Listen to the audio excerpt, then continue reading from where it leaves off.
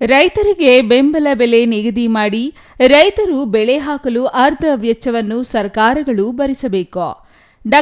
ಸ್ವಾಮಿನಾಥನ್ ವರದಿ ಯಥಾವತ್ತಾಗಿ ಜಾರಿ ಮಾಡಿ ರೈತರನ್ನು ಉಳಿಸಬೇಕು. ಇಲ್ಲದಿದ್ದರೆ ದೇಶವೇ ಹಸಿವಿನಿಂದ ನರಳಬೇಕಾಗುತ್ತದೆ. ರೈತನ ಉಳಿವೇ ದೇಶದ ಉಳಿವಾಗಿದ್ದು ಸರ್ಕಾರಗಳು ರೈತನ ಬಗ್ಗೆ ನಿರ್ಲಕ್ಷ್ಯ ಮಾಡಬಾರದು. ದರಖಾಸ್ತು ಜಮೀನಿಗಾಗಿ ಅರ್ಜಿ ಸಲ್ಲಿಸುವವರಿಗೆ ಜಮೀನು ನೀಡಬೇಕು ಎಂದು ಒತ್ತಾಯಿಸಿದರು. ಬಾಗೇಪಲ್ಲಿ ತಾಲೂಕಿನಲ್ಲಿ ಬಡ ರೈತನಿಗೆ ಸಿಗಬೇಕಾದ ಜಮೀನು ಜನಪ್ರತಿನಿಧಿಗಳಿಗೆ ಮತ್ತು ಅವರ ಪಟಾಲಾಂ ಪಾಲಾಗುತ್ತಿದೆ.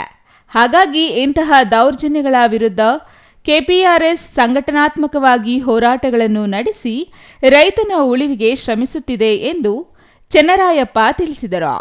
ಕರ್ನಾಟಕ ಪ್ರಾಂತ ರೈತ ಸಂಘ ಇಡೀ ದೇಶದಲ್ಲಿ ಇವತ್ತು ರೈತರಿಗೆ ಬೆನ್ನೆಲುಬಾಗಿ ನಿಂತಿರ್ತಕ್ಕಂಥ ಏಕೈಕ ಸಂಘಟನೆ ಆಗಿ ಇವತ್ತು ರೈತ ಸಂಘಟನೆ ಕರ್ನಾಟಕ ಪ್ರಾಂತ ರೈತ ಸಂಘ ಇವತ್ತು ಬಾಗೇಪಲ್ಲಿ ಕ್ಷೇತ್ರದಲ್ಲಿ ಇವತ್ತು ಬಾಗೇಪಲ್ಲಿ ತಾಲೂಕಿನಲ್ಲಿ ಕರ್ನಾಟಕ ರಾಜ್ಯದಲ್ಲಿ ಏನಾದರೂ ರೈತರಿಗೆ ಇವತ್ತು ಭೂಮಿ ಸಿಕ್ಕಿದೆ ಅಂತ ಹೇಳಿದ್ರೆ ಕೆಂಪಾವಟದ ನಾಯಕತ್ವದಲ್ಲಿ ನಡೆದಂಥ ಧೀರೋದಾತ್ತ ಹೋರಾಟದ ಪ್ರತಿಫಲ ಇವತ್ತು ಭೂಮಿ ಸಿಕ್ಕಿರ್ತಕ್ಕಂಥದ್ದು.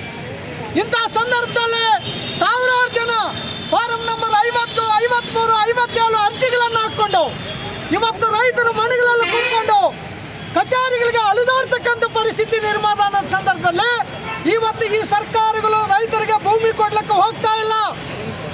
ಅಂತಹ ಸಂದರ್ಭದಲ್ಲಿ ಮುಂದಿನ ದಿನಗಳಲ್ಲಿ ನಮ್ಮ ಕರ್ನಾಟಕ ಪ್ರಾಂತ ರೈತ ಸಂಘದ ನಾಯಕತ್ವದಲ್ಲಿ ಭೂಮಿಯನ್ನು ಉಳಿಸಬೇಕು, ರೈತರನ್ನು ಉಳಿಸಬೇಕು, ರೈತರನ್ನು ರಕ್ಷಿಸಬೇಕು, ಈ ದೇಶವನ್ನು ರಕ್ಷಿಸಬೇಕಂತ ಹೇಳಿ ಇವತ್ತು ನಾವು ಹೋರಾಟಕ್ಕೆ ಇಳಿತೀವಿ.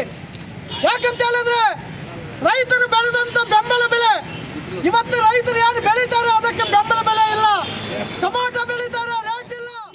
ಸಿಪಿಎಂ ರಾಜ್ಯ ಕಾರ್ಯದರ್ಶಿ ಮಂಡಳಿ ಸದಸ್ಯ ಎಂಪಿ ಮುನಿವೆಂಕಟಪ್ಪ ಮಾತನಾಡಿ, ಈಗಿನ ಕಾರ್ಪೊರೇಟ್ ಕುಳಗಳ ಆಣತಿಗಳಂತೆ ನಡೆಯುತ್ತಿರುವ ಸರ್ಕಾರಗಳು ರೈತನನ್ನು ಸಂಪೂರ್ಣ ನಿರ್ಲಕ್ಷಿಸುತ್ತಿವೆ.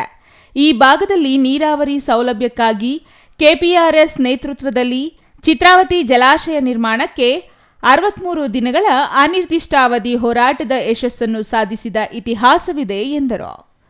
ಇನ್ನು ಈ ವೇಳೆ ಸಿಪಿಎಂ ತಾಲೂಕು ಕಾರ್ಯದರ್ಶಿ ಎಂಎಸ್ ರಘುರಾಮರೆಡ್ಡಿ, ದೇವಿಕುಂಟೆ ಶ್ರೀನಿವಾಸ್, ಬಿಳ್ಳೂರು ನಾಗರಾಜ್, ಲಕ್ಷ್ಮಣರೆಡ್ಡಿ, ಕೊಲಿಂಪಲ್ಲಿ ಚಲಪತಿ, ವಾಲ್ಮೀಕಿ ಅಶ್ವತ್ಥಪ್ಪ, ರಾಮಾಂಜಿ, ವೆಂಕಟರಾಮಪ್ಪ, ಫಕೀರಪ್ಪ, ಆಗಟಿ ಮಡಕ ಕೃಷ್ಣಪ್ಪ ಮತ್ತಿತರರು ಹಾಜರಿದ್ದರು. Ganesh R, CTV news, Bagepalli.